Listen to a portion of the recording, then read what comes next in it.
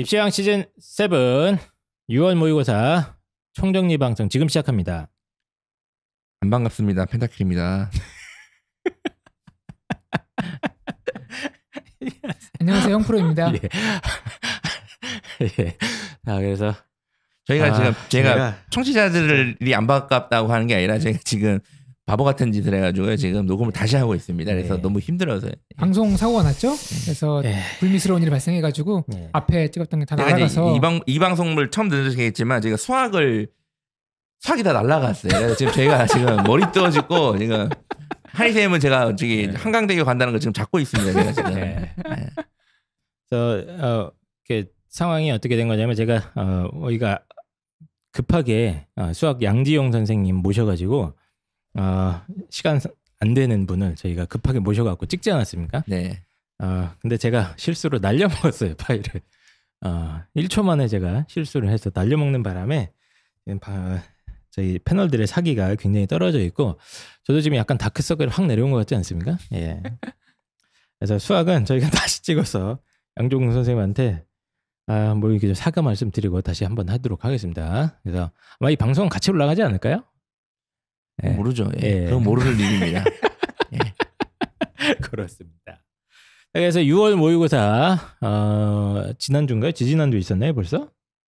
지났네요. 그래가지고 6월 모의고사 결과들을 갖다가 한번 분석을 해봐야 되지 않겠습니까? 총정리를 한번 해봐야 되는 시험이고 원래 6월 모의고사 굉장히 중요하잖아요. 그렇죠. 원래는. 네. 예. 그래서 이제 원래 지금도 중요합니다. 예. 지금도 중요한데 이제 뭐 여러 가지 변수가 있기 때문에 원래는 어마어마하게 중요한 시험이고 이게 이제 소위 말하는 그 올해 수능의 시금석이다. 올해 6월 모평을 보면 수능이 보인다. 뭐 이런 0점 사격 같은 거죠. 그렇죠. 예. 그래서 총정리를 하는 시간을 가지려고 해서 수학을 먼저 찍었으나 바쁘시다고 해서 수학을 찍었으나 날려보내고 한이 쌤은 멍청한 실수를 한강대교 해서 가는 거 안 잡을 걸 그랬네요. 제가 그냥. 그렇습니다. 지금이라도 그럼 죄송합니다. 택시 미칠 테니까. 자, 패널 여러분들한테 진심으로 사과드리고요. 제 실수로 방송 사고가 났다.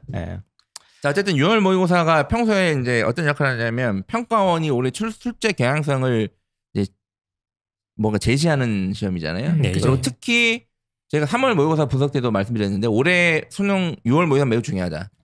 2015 개정교육과정 첫 수능이기 때문에 특히나 더 중요하다고 제가 말씀드렸고 정말 그래서 중요한 얘기를 수학 선생님 하셨어요. 네. 날아갔지만 어쨌든 그래서 저희가 국어부터 다시 국어 영어 이렇게 하도록 하겠습니다. 알겠습니다. 그래서 입시왕은 시험엔 역시 족보닷컴이죠. 3년 연속 전국 지원율 1위 대학교 우성대학교 학원비 교재비 월 10만 원 가까이 할인을 받을 수 있는 정부 할인 받을 수 있는 최고의 학부모를 위한 카드 KB국민 이지 스터디 티타늄 카드와 함께 하고 있고요. 삼성 주니어 소프트웨어 창작 대회가 7월부터 열립니다. 삼성 주니어 소프트웨어 창작 대회 이게 지금 대회 자체가 요즘 안 열리거든요. 소프트웨어 관련 대회가 안 열리는데 꼭 관심 있는 분들은 여기 한번 참여해 보시면 좋고 초등학생, 중학생들도 여기 한번 도전해 보셔서 올해는 컴퓨터에 좀 미쳐 있다. 게임 그렇죠. 말고 그러면 한번 관심 있게 도전해 보셔서 상금도 있고요. 그렇죠. 해외 유학도 보내줍니다. 맞습니다. 좋은 기회로 삼성이 하면 다르네요, 역시. 좋은 기회를 삼아 보시고 이거 혹시 뭐 입상하면 삼성 붙여주는 거 아니겠습니까? 그건 아닐걸요? 아닌가요? 예, 알겠습니다. 아주 좋은 기회가 주어졌기 때문에 삼성 주니어 소프트웨어 창작 대회도 꼭 한번 관심 가져주십시오. 7월 중에 모집을 하고 있습니다. 그래서 입시왕 6월 모의고사 특집 분석 방송 이제 국어부터 한번 시작해 보도록 하겠습니다. 자, 국어 선생님은 역시 지금 몇 년째 나오고 있나요? 저희 방송에 지금 한 5년? 벌써 그렇게 됐나? 4년 5년 되지 않았을까? 바꿀 때도 됐어요. 바꿀 때도 됐어요. 여기는 고인물이다. 저희 방송이 효용 가치가 떨어지면은 바로 교체를 합니다. 효용 가치가 그렇죠. 단물이 빠졌다. 그러면 바로 팽개치는데 아직 단물이 다 안 빠진 것 같아가지고 계속 끊임없이 저희가 계속 그러고 설탕 있습니다. 치고 있습니다. 엄태욱 선생님 반갑고요. 요즘 뭐 엄태욱 국어연구소 이거 뭐 하는 거예요, 근데? 국어연구소에서 뭐 컨설팅도 해주고요. 제 문제 교재 컨설팅을 한다고요? 네.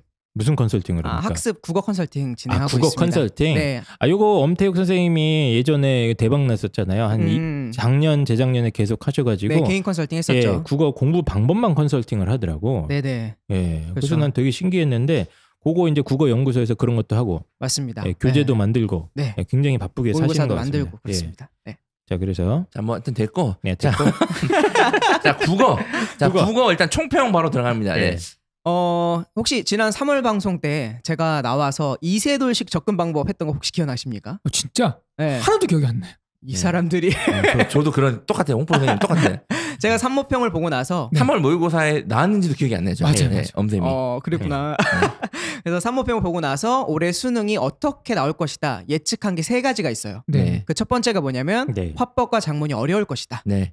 두 번째가 문법은 조금 개념어 위주로 평이하게 나올 것이다. 네. 세 번째가 문학이 어려워질 것이다. 네. 이 3가지를 예측을 했고 이번 6모평 어땠을 것 같습니까? 일단 저희가 기억을 못하기 때문에 막 떠드세요 그냥. 그럴까요? 요거 저희 지난번 5회 방송 찾아보시면은 제가 했던 이야기 나오는데 정확하게 이 3가지가 딱 들어맞았죠. 화법과 작문이 어려워졌고 문법은 평이했고 그리고 문학이 굉장히 어려워졌습니다 이번에. 화작이 어렵다. 네. 그다음에 뭐라고요? 문법은 조금 평이하다. 조금 평이하고 또 문학이 어렵다. 문학이 어렵다. 네. 자, 약간 제 분석이랑은 좀 결은 비슷한데 제가 총평을 해보면 일단은 작년에 어떤 국어 시스템은 유지되는 것 같아요. 일단 독서를 너무 미친 듯이 안 어렵게 내는 경향성. 근데 변별을 해야 되니까 문학을 좀 난이도를 올리고. 자, 문법도 저는 난이도가 그게 막 되게 쉽다라고 표현하셨는데 학생들 기준으로 물어보면 그렇게 쉬운 것 같진 않아요.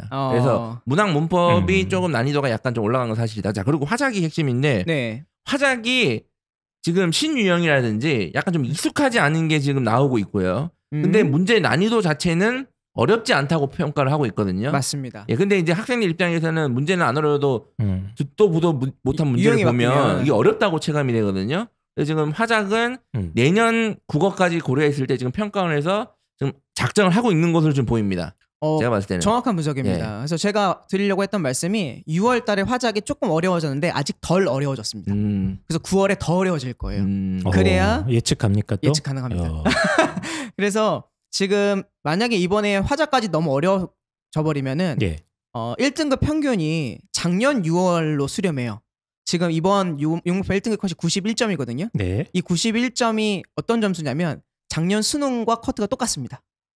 근데 작년 6월은 딱 1년 전 87점이 커트였어요. 근데 이 코로나 전국 시대에 80점을 또 다시 국어를 줘버리면 아이들이 되게 혼란스러워할 거기 때문에 화작에서 난이도를 끝까지 올리지는 않고 적정수까지 문제 유형만 살짝 바꿔주는 정도.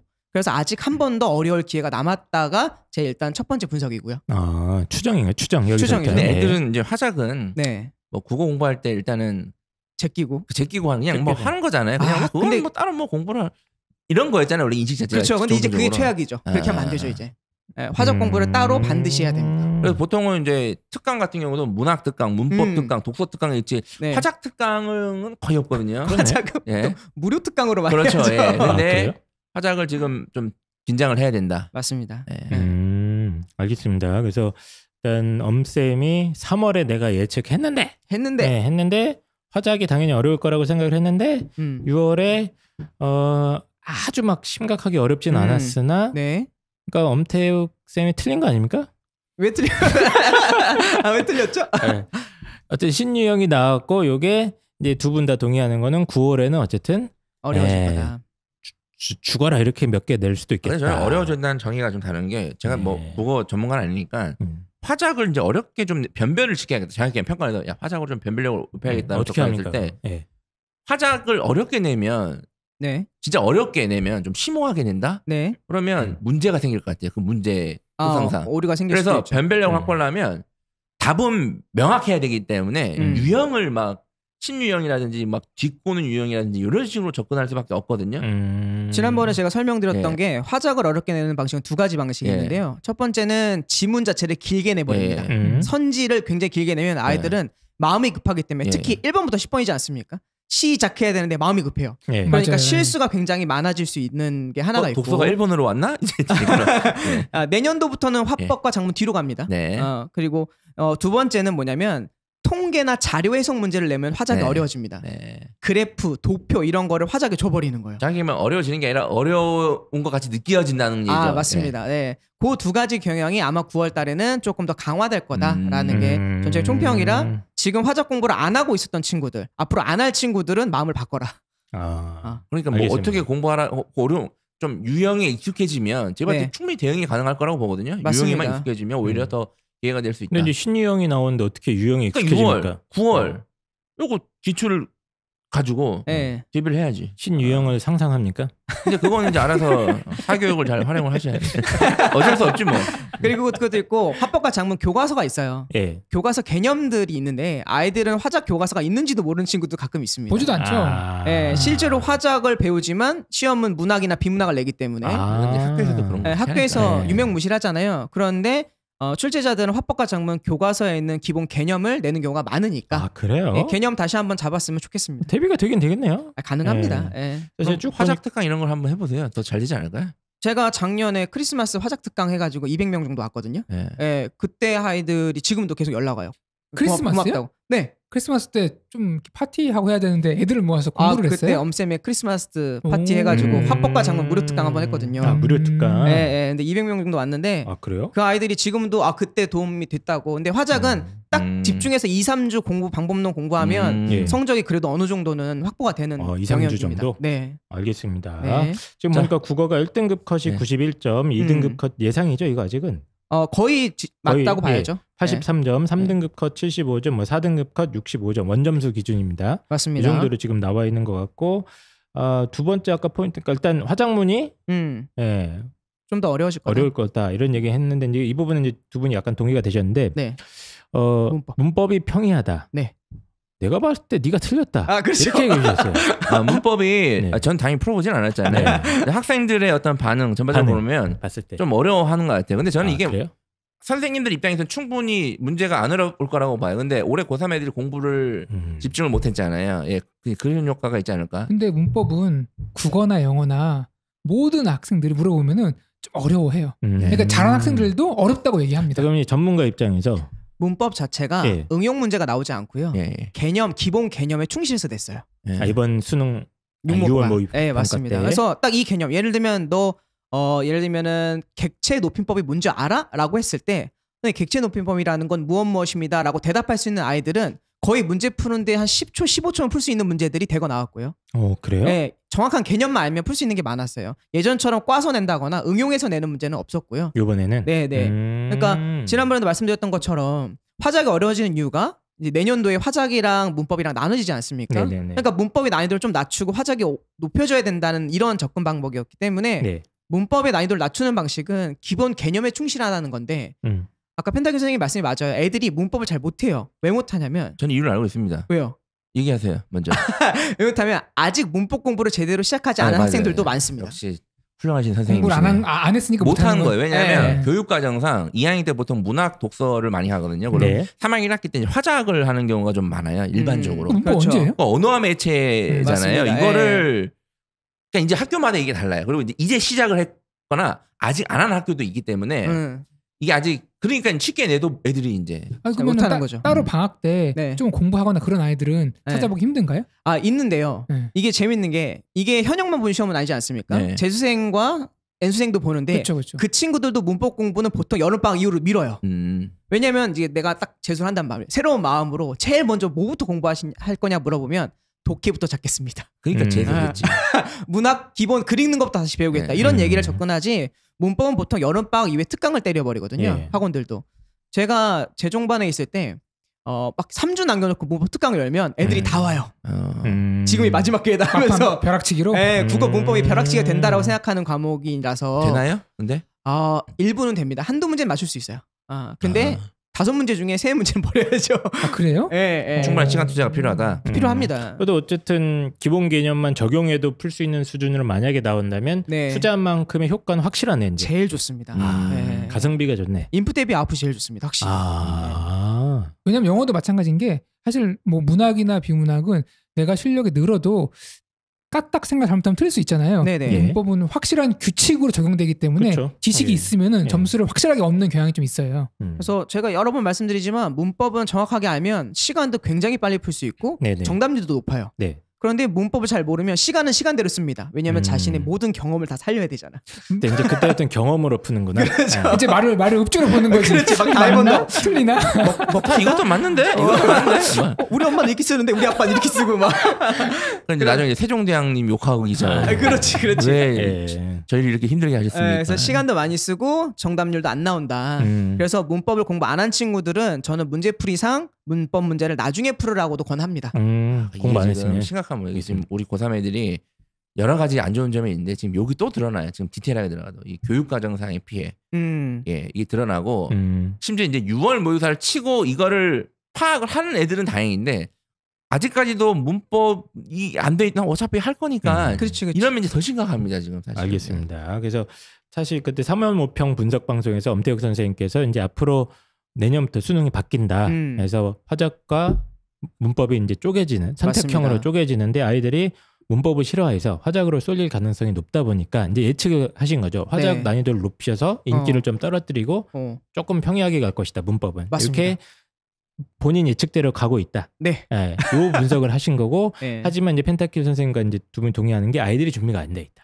네, 맞아요. 예, 아직 기본 준비가 안 학습이 돼 많이 있다. 안 돼 있어서 이게 이제 문법이 문법이 준비 안 된 상태로 올해를 끝날 가능성이 높습니다. 네, 그러니까 이게 생각해 보면 막 문법이 쉽게 나왔어? 그러면 이제 적당히 해도 되겠네 이렇게 생각할 수 있는데 오히려 아니에요. 그게 아니라는 거죠. 맞습니다. 애들은 어때요? 애들 실제로 문법이 선생님 보시기엔 쉬웠는데 애들 맞춰놓은 거 보니까 어떤 것 같아요? 문법 공부를 했던 애들은 10분, 그러니까 5문제 푸는데 4분도 안 걸렸대요. 깔끔하게 풀었고. 네. 그런데 못했던 애들은 여전히 어렵다. 그렇죠? 안 했던 아니, 애들은. 그렇게 빨리 풀 수 있어요? 네, 문법 문제 빨리 푸는 애들 4분 안에 풉니다. 대박이네. 왜냐면 지문형 문법이 나오는데요. 지문을 안 읽고도 풀 수 있어요. 문법은 알면요. 그러니까 그것만 해도 2분이 세이브가 되니까 그렇구나. 확실히 등급이 낮은 친구들한테 문법, 그러니까 등급 올리기 제일 좋은 방법은 문법이긴 해요. 왜냐면 11점 정도 배정이 되잖아요. 이게 모의고사 분석이 이런 방송이 돼야 돼요. 맨날 이제 선생님들 입장에서 솔직히 뭐 어렵게 나오나 쉽게 나오나 기준이 그렇죠, 애매하죠. 그렇죠. 학생들 입장에서도 들어보고 선생님들 입장도 들어보고 조합을 좀 해봐야 돼요. 사실 여기 학생을 앉혀놔야 돼. 그쵸. 6월 모의고사를 친 애를. 근데 또 학생들이 네. 워낙 다양하니까 그렇죠. 누가 네. 대표성을 띠냐. 그것도 제가 대표성을 띠는 거죠. 그래서 맞아요. 물어보니까 애들한테. 예, 그렇죠. 알겠습니다. 이제 문법 화작문 얘기 네. 난이도가 이제 크로스 되고 있다. 네, 맞습니다. 서로 그런 네. 얘기 정리하고 넘어갈 것 같고 뭐 아까 뭐라고요? 문학이 뭐라고 그러셨는데? 문학이 많이 어려워졌죠. 문학이 어려워졌어요? 네. 어. 작년 수능에서 베스트 오답 10개를 뽑으면요. 네. 문법이 2문제였고 네네네. 그리고 작년 막 문법 어렵다고 엄청 뭐라 그랬어요. 네, 그다음에 비문학이 8개였거든요. 그러니까 문학에서는 고난도가 하나도 안 나왔어요. 아이들이 오답률 높은 게 없었거든요. 네. 근데 이번에 문법이 2문제였고요. 그다음에 비문학이 4문제였고요. 네. 그다음에 나머지 3문제가 어디서 나왔냐면은 문학에서 나왔어요. 그러니까 2문제, 5문제, 3문제. 비문학이 5문제. 그러니까 네. 문학이 3문제가 들어왔던 거는 이거는 역대급이에요. 이런 적이 없어요. 아 그래요? 네. 작년 수능 말씀하신 거예요? 작년 수능에는 네. 오답률 베스트 10에 네. 아예 없었다 문학이? 문학이 제로입니다. 없었는데 올해는 그냥 뭐 확정된 건 아니지만 네. 일단 지금까지 발표 자료만 보면 문학 문제가 무려 3개나 들어왔다. 맞습니다. 자, 이게 되게 심각한 게요. 문법이랑 똑같은 맥락으로 문학은 대부분 아이들이 지금 했거든요. 했어요. 충분히 했고 학교에서 충분히 시켰어요. 네. 이런 상태에서 문학을 쳤는데 지금 이 사단이 나는 겁니다. 좀 알 것 같은데요? 왜요? 네. 워낙 사태가 심각해서 아이들의 문학적 감수성이 그치. 좀 떨어졌다. 그런 접근이라고? 왜냐면 지금 세태가 메마르고 네, 사람들이 죽어나가고 있는데 인심이 무슨, 흉흉하니. 흉흉하니 마음이 허하여. 그렇지. 문학은 무슨 문학이냐. 그렇지. 근데 그게 아니라 난이도 자체가 꽤 올라갔는데 어려웠다. 제가 바라보는 이유는 오답이 높았던 이유는 네. 문학의 트렌드가 조금 바뀌었습니다. 트렌드가 바뀐다고요? 네, 어떻게 바뀌었냐면 포스트 예전에는 모더니즘으로 바뀌었나요? 정답 네. 포스트 모더닉하죠. 네. 예전에는 수능 문학과 내신 네. 문학은 엄격하게 분리가 됐어요. 구별이 됐거든요. 아 문제 유형 스타일이? 문제 유형 스타일이요. 아 수능과 예. 내신이? 네, 수능에 나오는 문학 유형과 내신형은 완전 다르죠. 예를 들면은 파란 파도 이런 네. 거라든지 네. 아니면은 푸른 종소리 이렇게 하면 이제 공감각적 심상이다 이런 것들은 보통 내신형이라고 하잖아요. 그쵸. 네. 수능에 이런 게 안 나왔거든요. 네. 근데 이제 어떻게 되냐면 이제 수능에 내신화가 이루어지고 있습니다. 문학에 있어서. 아 그래요? 원래 그 내신 순으로 따라갔잖아요. 그렇죠. 근데 반대로 됐다고요? 네. 왜냐하면 문학이 사실은 그 존재적으로 출제해서 좀 많이 흔들리고 있어요. 저희 학교에서는. 왜냐면 문학이 주관적이잖아요. 맞습니다. 네. 예, 문학은 네. 수능에서 빼야 돼. 내가 그죠. 볼 때는. 이 논란이 사실 되게 학교에서 많아요. 그리고 그 작가들도 빼라고 맨날. 기분이 나쁠 거야. 내 작품을 수능형, 내신형으로 나눠놓고 잘게 분석을 해가지고. 그리고 그 작가가 그 작품으로 문제를 못 풀어내요. 풀지도 못해. 네. 그러니까 이런 논란이 있었는데 굉장히 많고 오케이. 실제로 제 대학교 교수님들급 사이에서도 그런 논란과 지탄이 많대요. 그래서 그러면 이제 문학은 활로를 찾아야 되잖아요. 그 문학의 밥그릇을 얹고 계신 분이 얼마나 많은데요. 네네. 그 문학에 빠지면 큰일 나거든요. 그렇죠. 네. 그러니까 활로가 찾은 건 뭐냐면 객관적으로 그나마 지표를 할 수 있는 게 뭐냐면 네. 개념어 위주로 내면 논란이 조금 덜 하거든요. 확실한 정답과 오답이 있는. 딱 실제로 시인아 네가 뭐라고 썼는지 궁금하지 않고 이 표현 안에 공감각적 심상이 있는지 역설법이 있는지만 파악하겠다. 객관적으로 보겠다라는 맥락이 들을 수밖에 없는 거죠. 이것도 웃긴 거지. 네. 저는 이 표현이 저한테는 역설적이게 다가왔습니다. 그렇죠. 이게 가능하잖아 원래. 이것도 사실은 이게 웃거지. 네. 원래 그게 문학이잖아요. 원래 문학인데 그러면 웃기네. 틀린다. 틀리죠. 네. 왜냐면은 객관적으로 측정 가능한 지표를 나누겠다라는 식으로 접근하니까. 기본 개념, 그러니까 국어 문학에도 기본 개념들이 있지 않습니까? 뭐 있습니다. 표현법이나 뭐 이런 네. 여러 가지들이 있는데 그런 거를 내용을 알고 적용하면 풀리는 스타일의 조금 단순화된 문제들이 많다. 맞습니다. 예. 근데 이게 난이도랑 무슨 상관이에요? 그러니까 아이들이 개념 자체가 뚜렷하지 못한 거죠. 아. 개념이 없는 거죠. 옛날에는 그냥 이제 문학 작품 딱 읽어가지고 이제 자기가 이제 이해하고, 이렇게 해서 해석한 그렇지. 걸로 풀었는데 문제풀이 스킬 적용하면 풀리고. 그렇지. 아. 기출에 익숙해져 있었던 그렇지, 거지. 기존의 그렇지. 문학 푸는 네, 방식에. 네. 근데 이게 아. 어떻게 보면 국어선생 입장에서는 큰 별건 아닌데 그렇죠. 제 아이들은 입장에서 이게 똑같아요. 익숙해져 있지 않은 방식이 되다 보니까 예, 저는 문학이 쉬웠어요 이번에 그래서 네. 너무 명확하니까 음. 내신형이지 않습니까? 아. 근데 더욱이 이게 지난번에도 말씀드렸던 것처럼 EBS 연계란 말이에요. 네. 연계다 보니까 세부 디테일 해석 문제를 낼 수 있어요. 고전시가에서 해석해라 이런 걸 낼 수 있습니다. 특정 구절의 의미가 뭐냐 이렇게. 예. 왜냐면 수능에서 어렵게 낼 수 있는 거는 이제 문학밖에 없는데 문학을 어렵게 내다 보면은 고전 시가를 또 갈 수밖에 없단 말이죠. 근데 고전 시가는 이미 EBS 안에 있으니까 네. 너 내신할 때 공부했잖아. 그러니까 나 어렵게 해석 일일이 물어볼 거야. 이런 맥락이 가능해진 거죠. 예. 지금 보니까 고전 소설에서 오답률 높은 문제가 있네요, 꽤. 아, 네. 전우치전이라고요. 혹시 그거 아시죠? 영화 보셨어요? 네, 봤어요. 네, 강동원 씨 고사 나오는 거. 전우치다. 강동원 예, 씨, 예. 강동원 네. 씨 나오는 거. 이게 원래 있었던 원작 소설과 네. 이번에 영화로 나왔던 그 시나리오가 같이 나왔어요. 그래요? 네, 더욱이 이 문제가 왜 오답률이 높냐면 이것도 참 재밌는 건데 전우치전이 맨 마지막 문제였거든요. 예, 예. 그러니까 42번과 45번이 그 오답률이 높아요. 음. 네. 그러니까 애들이 두 가지 이유가 있는 거죠. 실제로 카톡을 받았는데 전우치전 풀 때 학생이 자꾸 강동원 오빠의 얼굴이 떠올라서 문제를 못 풀었다는 거예요. 인정. 아이고 참. 네. 인정. 예, 음성 지원 되더라. 예. 근데 그 일리가 있어요. 왜냐면 풀다가 저도 그게 그걸 일리가 있다 받아주면 안 되지 않습니까? 아니 일리가 있다니까. 아이들이 그만큼 취약해요. 그래요? 얼마나 작은 요소에 흔들리는데요. 야, 근데 이게 만약에 수능이 이렇게 나왔으면 강동원 수능 논란이에요. 나올라 나올 수 이거 있죠. 수중에 나올 수 있어요. 강동원 때문에 수능 망쳤다. 그리고 사과해라. 정답. 네. 그리고 원래 문학의 원칙이 뭐냐면 살아계신 분은 원래 내지 않아요. 웬만하면. 근데 강동원은 살아있다. 강동원이 살아있다. 작가. 그래서 그 시나리오를 쓰신 분, 강동원 죄송합니다. 네. 시나리오를 쓰신 작가분이 그대로 계시고 예. 현존하고 계시잖아요. 그래서 논란이 생길 것 같아서 원래 보통 안 내는 전통인데 이게 몇 년 전부터 깨지기 시작했죠. 예. 그러니까 아이들한테는 이게 시험처럼 안 느껴지는 거예요. 이제 그런 이유도 있고 시험 맨 마지막이다 보니까 집중력이 굉장히 많이 떨어져 있었고 그렇죠. 그리고 지문도 길고 이러한 성향 때문에 문학이 이번에 상위 랭크에 올라갔다라고 볼 수 있습니다. 알겠습니다. 그래서 기본 개념이 만약에 학습이 돼 있었으면 막 그렇게까지 까다롭지 않을 수 있는데 스타일 맞습니다. 자체가 기존 수능이랑 좀 다른 방식으로 몇 문제가 이제 끼어 들어왔나 보네요. 네, 문학에서 네, 각 맞습니다. 지문마다 한두 문제씩 들어온 것 같은데요. 그렇습니다. 그렇죠. 네. 예, 그래서 기존의 어떤 문학에도 개념이 있습니다. 이게 자꾸 착각하시는데 문학 그냥 시 읽으면 되는 거 아니야? 안 되죠. 이렇게 생각하시면 안 되고 표현 방법이나 뭐 여러 가지 이제 요소들에 대한 국어 교과서에서 가르치는 개념들이 있기 때문에 네. 그게 약한 아이들이 이번에 상당히 어렵게 느꼈을 거고 이게 아마 새로운 트렌드라고까지 이제 예상을 하시는 거죠. 맞습니다. 네. 왜냐하면 저 내년도의 트렌드는 통합이거든요. 2022학년도 현 고2, 고1 아이들은 네. 문학과 문법과 비문학이 다 통합된 형태의 시험이 나올 거예요. 네. 이미 예비 수능이 한번 나왔는데 입시왕에서도 나중에 한번 그거 해야 될 것 같아요. 2022학년도 예비 수능 평가가 나왔어요. 내년도 거 미리 나왔습니다. 예비 시행이라고요. 내년에 하죠. 뭐. 그걸 미리 해야 내년도에 의미가 있죠. 할 겁니다. 네, 꼭 하셔야 돼요. 왜냐하면 시간이 그 경향이 없어요, 지금. 아 그래요? 안 하면은 그게 나중에 내년도에 트렌드를 못 읽으니까 지금 이때부터 그걸 준비를 해야 되는데 3학년 때 하면 좀 늦을 수가 있습니다. 알겠습니다. 네.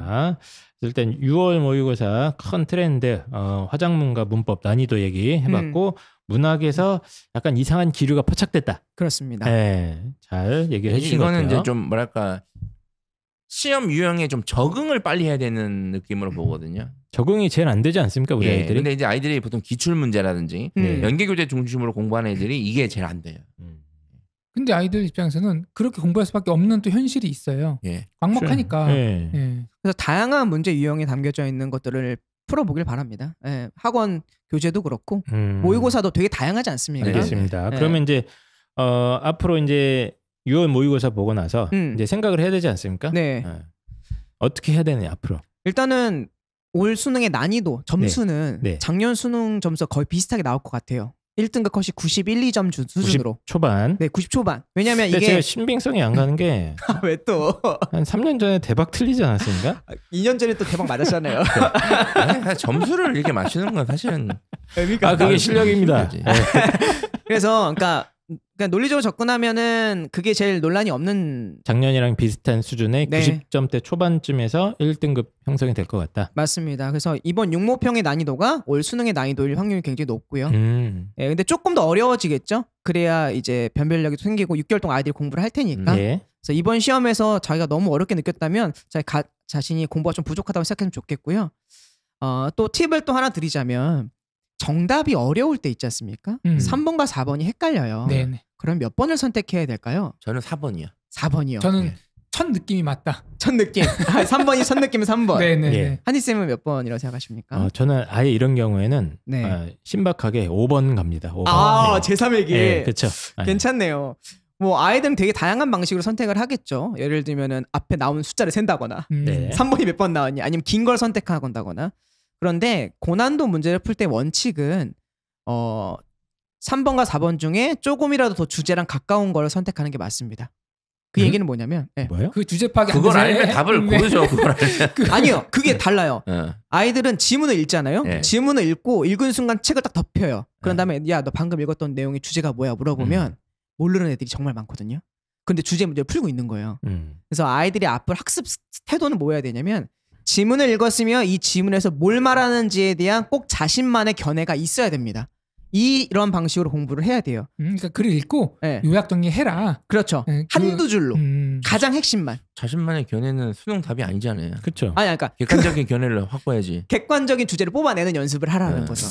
스스로의 언어로 그렇게 만드는 연습을 하라는 것 같아요. 그걸 못하니까 지금 이 상황이 된 거 아닙니까? 지금 그걸 안 하려고 들어서 못해요. 계속. 하려고 지금이라도 해야 된다. 지금이라도 무조건 해야 돼요. 왜냐하면 이번에 오답이 대부분 주제랑 가까운 거 선택하면 맞았던 게 많아요. 그러니까 평가원에서는 방향을 잡은 거예요. 야, 글을 읽었으면 제발 주제 좀 말하라. 우리 인간이 죽을 때까지 주제 파악이 잘 그렇지. 안 됩니다. 그래서 주제도 모르니까 글을 읽고 주제만 정확하게 알아도 풀리게 만들어줄게라고 의도해서 낸 시험이 바로 저는 이번 육모평이라 생각하고. 그래요? 요즘 아이들 텍스트 소화 능력이 매우 떨어지니까. 맞습니다. 솔직히 주제 파악하는 거는 철학과 출신들은 쉬운데. 맞아요. 대신 이제 저희가 생각이 다른 생각이죠. 틀린 주제를 엉뚱한 주제를 뽑는다는 이게 주제라고 거잖아. 생각하는 경향이 있기 때문에 저희는. 그래서 텍스트를 뭐 분석하는 훈련을 하긴 할 텐데 아이들이 많이 할 텐데 특히 글을 읽자마자 거기에서 핵심 주제가 될 만한 걸 갖다가 한 문장 정도로 쭉쭉쭉 한번 뽑는 거를 자꾸 훈련을 해놓고 그거 갖고 선지 곤란할 때 판단하면 된다. 헷갈릴 때 뭐 찍지 고민하는 게 아니라 3번이 주제랑 좀 더 가깝나? 4번이 주제랑 좀 더 가깝나? 단 한 번의 생각만 하더라도 정답률이 올라갈 수 있어요. 되게 중요한 요소입니다. 1등급 친구들은 다 이 방법을 쓰고 있다. 그건 알고 계시면 좋습니다. 저는 좀 어쨌든 국어가 이제 좀 4차 산업혁명이 좀 바뀌어야 된다고 봅니다. 어떻게 4차 산업? 문학은 일단 좀 빼고요. 문학을 뺀다. 문학은 국문과 교수님들 단식 투쟁합니다. 맞아요. 그렇겠지. 그런다니까. 그렇겠지 당연히. 네. 근데 일단 독학의 문학은 빼고 문창권. 언어와 매체 중에 언어가 문법이고 매체는 지금 수능이 안 들어가니까 지금 사실상 없는 과목이 됐잖아요. 매체를 네. 인터넷, 댓글, 뭐 카톡 용어 이런 식으로 해서 요거를 가지고 제가 봤을 때 애들 교육을 시켜야 되고 실제로 예비평가에 그 문제 있습니다. 네, 있나요? 네, 댓글이 올라와 있고요. 이번에도 화적에 댓글 하나 올라와 있거든요. 게시글. 더 나아가 유튜브로 출제를 해야 됩니다. 애들 다 만점 맞습니다. 유튜브 나오면. 그렇죠. 유튜브로 출제를 해야 된다고 봅니다. 그게 매체죠. 정확한 매체죠. 그래서 이제 매체를 좀 살리는 방향으로 좀 어쨌든 이건 나중 문제인 거예요. 뭐 어쨌든 펜타키 선생님의 차마 들어주기 힘든 점심 발언. 점심 식사하실 때 반주하셨나요? 네, 유튜브만 아니면 제가 쌍소리를 하고 싶은데 넘어가겠습니다. 어쨌든 주제를 이렇게 뽑아내는 훈련, 맞습니다. 텍스트 분석 시 주제 뽑아내는 훈련을 계속하고 그걸로 판단 근거를 삼아라. 요 얘기 해주셨고 또 뭐 중요한 게 뭐예요? 다시 원론으로 돌아가서 아까 화법과 작문의 개념어 그리고 문법의 기본 개념 그리고 문학의 개념어 공부를 다시 한번 해라. 개념이 있어야 된다 결론은. 네, 맞습니다. 개념도 없고 주제 파악도 안 된다 니들이. 그게 정답이죠. 개념 없는 게 주제 파악이 아니에요. 개념 없으니까 주제 파악이 안 되죠. 그렇지. 서로 연결이 되네. 슬프다. 근데 이 방송 중3 고1, 2 어머님도 많이 들으시잖아요. 그러니까 이 학습은 사실 그때부터 해야 정상이에요. 3학년 때 하는 건 늦고요. 사실은 어쩔 수 없이 하긴 하지만 중3 고1 때부터 이 주제 찾기와 개념어 학습을 제대로 해놓으면 3학년 때 수능이 좀 평안해질 거다. 그러니까 여기서 얘기하는 개념어라는 거는 교과서에 기본 교과서에 있는 핵심 개념들 맞습니다. 그거를 갖다가 좀 내신 공부하듯이 좀 반복해서 적용하는 훈련. 맞습니다. 적용 중요하고요. 준비를 하셔야지 앞으로 조금 바뀔 수 있는 수능에 적합하다. 그러면 사교육 시장에서 이제 주요 선생님들이나 아니면 이제 사설 모의고사 있잖아요. 매주 날라오는 그런 것들 뭐 여러 개 있잖아요. 맞습니다. 그런 것들은 이제 아마 그런데 적용돼서 나오겠죠, 다들? 트렌드가 바뀌어야죠. 바뀌어야만 한다고 봅니다. 근데 지금은 안 바뀔 것 같긴 한데. 그렇게 안 바뀌면 그런 거 하는 필요가 없지. 그러니까 눈 가리고 아웅 하는 거죠. 정태욱 선생님 만드세요, 빨리. 그 연구소도 있는데 뭐 합니까 지금? 개념어 책은 만들고 있습니다. 놀고 먹지 말고 알겠습니다. 빨리 교재를 만들어서 뿌려주시기 바라고요. 알겠습니다. 그다음에 또 뭐 해야 되는 거 있어요? 마지막으로 늘 강조했던 거 다시 한번 강조하고 마무리하죠. 선지 분석 꼭 했으면 좋겠습니다. 그놈의 선지. 진짜 1000번 얘기하는 것 같아요. 문제를 어렵게 내는 방법 중에 하나가 선지 자체를 길게 만들면 아이들이 되게 힘들어하거든요. 그 얘기는 뭐냐면 선지 안에 키워드가 많으니까 일일이 하나하나 꼼꼼하게 확인해라는 뜻이에요. 근데 우리 아이들은 문제 풀 때 꼼꼼하게 확인 안 하는 경우가 많아서 제발 좀 끊어서 읽고 키워드 뽑아서 키워드가 4개 있으면 4개 좀 눈으로 다 확인해라. 그 말씀 드리고 싶고 실제로 이번 육목평에서는 좀 재밌었던 건데 선지 자체가 이해가 안 돼요라는 것도 2문제 정도 있었어요. 보기가 헷갈리는 게 아니라 보기가 무슨 말 하는 건지 하나도 못 알아먹겠다. 네, 선지에 대한 독해가 안 돼서 틀린 애도 있더라고요. 그러니까 그만큼 선지 분석이 잘 안 되는 거죠. 알겠습니다. 그래서 선지 분석하는 훈련까지 토탈로 쭉 한번 얘기를 해주셨는데 어렵네요 이게.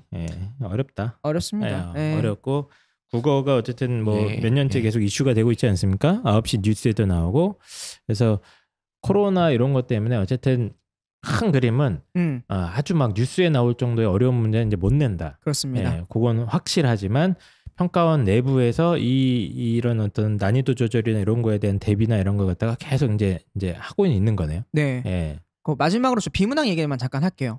이렇게 하다 보니까 비문학이 너무 경시되는 경향이 있는데 그렇죠. 비문학이 사실 이번 시험에서는 되게 짧게 나왔어요. 그러니까 문학이나 다른 부분에 힘을 주다 보니까 지문 분량이 좀 많이 넘어가지 않습니까? 그래서 이번에 역대급으로 비문학 지문이 3지문이 다 짧아요. 그래요? 되게 짧습니다. 왜냐면 페이지 수 맞춰야 되니까. 16페이지 무조건 맞춰야 되잖아요. 근데 짧은 건 비문학이 짧다는 거는 그 안에 정보가 압축적으로 있다는 거기 때문에 더 꼼꼼하게 보는 독해가 필요합니다. 다 어렵고 다 중요하고 다 중요하고. 그러니까 포기해야 되는 거 아닙니까 그거? 아니에요. 그러니까 비문학에 대해서는 짧아진 건 좋은 거 아니에요? 그래도 애들 입장에서는? 아이들 입장에서는 부담이 좀 적죠. 땡큐 아닌가? 그리고 그림도 안 나왔어요 이번에 비문학에. 그래요? 원래 비문학 그림 나오는 게 전통 나오죠. 아닙니까? 가끔 뭐 형이상학적인 그림이 나오죠. 이번에는 그런 건 없어서 부담은 좀 줄어들었을 거라고 보는데요. 그래서 이번에도 그러니까 전반적으로 다 알고 나의 전략을 짜야지 하나만 또 돌출돼서 제가 지금 화작이 어렵다고 해서 화작만 또 공부하는 것도 망하는 지름길이라고 봐요. 뭐 이번에 뭐 엄태욱 선생님 6월 모의고사 뭐 분석하고 그런 거 하지 않나요? 분석 했고요. 설명회도 많이 했고요. 아니 뭐 국어 컨설팅 하는 거. 아 그렇죠. 그거 해주지 않아요? 모의고사 성적표 보내면? 아 맞습니다. 저희 구독 그 컨설팅 상품 말씀하시는 것 같은데 연구소에서 저희 신청을 하시면 입시왕몰에서 구입하시면은 저희가 직접 상담해드리고요. 분석해드립니다. 우리 아이 답이 없다 그러시면 컨설팅 한번 받아보시면 좋고 아예 모의고사 성적표를 보내는 건가요? 모의고사 점수를 입력하고요. 시험지를 찍어서 올려주면요. 시험지를 찍는다고? 네, 업로드할 수 있습니다. 뭔 소리? 시험지 자체를 핸드폰을 찍어서 사진으로 찍어서 집 파일로 압축해서 올려주시면 그걸 왜 받아요? 저희가 학생이 시험 푼 것을 보면 정신 상태랑 문제풀이 스타일이 나와요. 좋다. 네, 시험지 자체가 맞아. 분석이 되니까. 시험지만 봐도 좀 인간의 전체적인 정서를 알 수 있어요. 그렇죠. 약간 멘탈이 나갔나? 27번부터 나갔나 안 나갔나? 그래서 이제 아예 문제풀이 습관이나 어떤 문제 틀렸는지를 통해서 공부 방법까지 좀 제안을 해주는 맞습니다. 그런 것 같습니다. 네, 그래서 그런 게 있습니다. 혹시 모의고사 성적 좀 답이 필요하다, 뭐 돌파구가 필요하다고 하시면 저희 입시왕닷컴이라고 입시왕 포털 서비스가 있습니다. 거기 가보시면 엄태우 국어연구소 제품들이 걸려 있어요. 그래서 컨설팅 신청을 온라인 컨설팅이잖아요. 전화로 하는 거고. 전화 혹은 화상으로 진행합니다. 그렇습니다. 화상 뭐 이런 걸로 하는 거라서 신청해 주시면 조금이라도 도움이 될 수 있지 않을까 싶습니다. 그럼 엄태욱 선생님 긴 시간 고생해 주셨는데 청취자 여러분들한테 마지막으로 한마디 좀 해주세요. 사실 제가 드릴 말씀을 다 드렸어요. 전반적으로다가. 근데 시험 난이도와 6월 모평의 결과와 상관없이 전 사실 이게 제일 걱정돼요. 시험을 보고 왔을 때 어머님이 자녀분들에게 어떤 얼굴을 보여줬는가가 전 참 걱정이었거든요. 그 아이의 등급에 따라서 얼굴이 달라집니다. 오자마자 시험 잘 봤니? 이 물음보다는 오히려 아이들에게 가장 필요한 거는 부모님의 편안한 얼굴일 수도 있다라는 생각이 좀 들었어요. 그게 더 불편하지 않습니까? 그러니까 막 부담을 주는 것보다는 무섭죠. 내가 5등급인데 엄마가 막 1등급 맞은 것처럼 고기 굽고 있으면은 6모평 정말 중요한 시험인 건 맞지만 그 중요한 거는 내 등급이 나와서 중요한 게 아니라 앞으로 11월 달에 경향을 보여주는 시험이기 때문에 중요한 거니까 이번 결과와 상관없이 또 응원 많이 해주시고요. 아이들이 제일 바라는 건 따뜻한 위로일 것 같습니다. 그래서 9월 달에는 조금 더 성장하는 모습 분명히 보여줄 테니까 믿고 위로를 언제까지 해야 됩니까? 시험 끝날 때까지 해야 됩니다. 그럼 엄마들은 누가 위로해 줍니까? 저희가 해드립니다. 제가 문자 보내드려요. 펜타키를 해드려야죠. 제가요? 알겠습니다. 어머니 제일 좋아하시잖아요. 저도 이렇게 쭉 해보면 국어 같은 게 이제 공부할 때 좀 이제 뭐라고 해야 되지? 자기의 강점, 약점 이런 거가 분석이 안 되나 봐요, 국어는. 그러니까 수학은 내가 뭐 미적분이 약하다, 확통이 약하다, 딱 바로바로 오지 않습니까? 뭐 계산이 약하다 이게 되는데 국어는 좀 그 영역별 장단점이나 이런 거에 대한 개념이 이게 없는 것 같아가지고, 그거 좀 알고 대처를 하는 게 되게 중요할 것 같다. 그리고 지금 봤듯이 영역별로 뭐 특징이 딱 선명하게 지금 맞습니다. 트렌드가 있잖아요. 그 트렌드 같은 거 맞춰서 한번 해보시면 좋을 것 같고, 잘 모르겠으면 엄태욱 국어연구소 찾아가셔서 컨설팅 받으세요. 그냥 제가 봤을 때 빨리 받는 게 맞습니다. 이건. 감사합니다. 알겠습니다. 자 그러면 저희는 좀 잠깐 쉬었다가 영어로 가겠습니다. 영어로 돌아오겠습니다. 감사합니다.